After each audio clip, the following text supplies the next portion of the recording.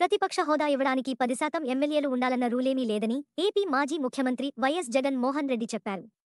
బుధవారం ఆయన తాడేపల్లిలో విలేకరులతో మాట్లాడారు. సీఎం చంద్రబాబు పాలనపై ధ్వజమెత్తారు. బడ్జెట్ కేటాయింపులపై పెదవి విరిచారు. There is no rule. నీకు ఇంతమంది శాసనసభ్యులు నీకు ఉండాలి, ఉంటేనే నీకు ప్రతిపక్ష హోదా ఉంటుంది అని ఎక్కడా రూలింగ్ లేదు. ప్రతిపక్ష హోదా ఇవ్వాలంటే 10% మంది సభ్యులు ఉండాలని రాష్ట్ర విద్యాశాఖ మంత్రి లోకేష్ చెప్పారు. రూల్ మీరి ప్రతిపక్ష హోదా ఇవ్వలేమని పేర్కొన్నారు. చట్టాన్ని ఉల్లంఘించి ప్రతిపక్ష హోదా ఇవ్వమంటారు ఆయనకి? ఇప్పుడు జగన్మోహన్ రెడ్డి గారికి చట్టాన్ని ఉల్లంఘిస్తాం బాగా అలవాటు స్వామి, అందుకే అన్ని కేసులు ఆయన పైన. ఇప్పుడు రూల్స్ ఏం చెప్తుంది?